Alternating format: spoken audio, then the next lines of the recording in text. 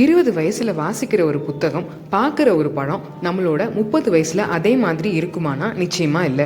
புத்தகத்தில் இருக்கிற கதைகள் மாறாது, ஆனால் அதை வாசிக்கிற வாசகருடைய பார்வை நிச்சயமா மாறி இருக்கும்.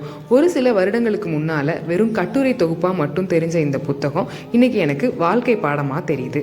அறக்கயிறு திரு டி.கே. சந்திரன் அவர்கள். அட்டப்படத்தில் ரொம்ப எளிமையாக தெரிகிற இந்த மனிதர் தான் the Chennai silks, Sri Kumaran Thanga Maligai, SEM textile spinner, SEM garments, the KTM jewellery, Atharva garments மற்றும் எஸ்கேஎம் குரூப் ஆஃப் கம்பெனி போன்ற நிறுவனங்களுடைய நிறுவனர். ஒரு வறுமை நிறைந்த குடும்பத்தில் பிறந்து கல்வி தான் தன்னை காப்பாற்றுன்னு புரிஞ்சு படிக்கும் போதே தன்னோட குடும்பத்தோடு சேர்ந்து துணிக்கடை வச்சு வியாபாரம் பார்த்து நமக்கு ஒரு வாழ்க்கை பாடமாக மாறியிருக்காரு.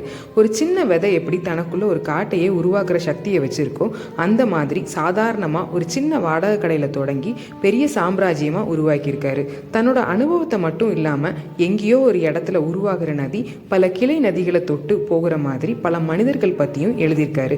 அதுல எனக்கு ரொம்ப பிடிச்சது வாழ்க்கையை எங்க இருந்தும் தொடங்கலாம் அப்படிங்கிற தலைப்புல திரு அன்புராஜ் அவர்கள் பத்தி எழுதியிருக்காரு. மலை கிராமத்தை சேர்ந்த அவர் தன்னோட 17 வயசுல சாகசமா இருக்கும் அப்படின்னு ஆசைப்பட்டு வீரப்பன் கூட்டத்தோட போய் சேர்ந்து 3 வருஷம் அங்க இருக்கிறாரு.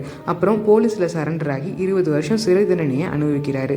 சிறையில் சில மாற்றங்கள் கொண்டு வர போராட்டம் பண்றாரு. அங்கேயே சக கைதியான ரேவதியும் கல்யாணம் பண்ணிக்கிறாரு.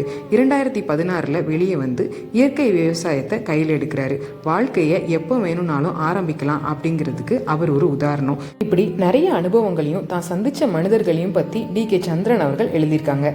கடைசி பக்கத்துல பணப்பற்றாக்குறை என்பதல்ல வறுமை, எண்ணங்களில், உழைப்பில், ஆர்வத்தில், இலக்கை நோக்கி முன்னேறுவதில் இருக்கும் குறைபாடே வறுமை. நாளை செல்வம் சேர்ந்தால் அதனை கையாள வேண்டிய அடிப்படை விழுமியங்களை கற்றுத்தர வறுமை எனும் பேராசிரியனை விட சிறப்பான ஒன்றில்லை அப்படின்னு சொல்லி இந்த புத்தகத்தை முடிச்சிருக்காங்க. வேற ஒரு புத்தகத்தோட நாளை மறுநாள் பேசலாம். இப்படிக்கு அன்புடன் வாசகி.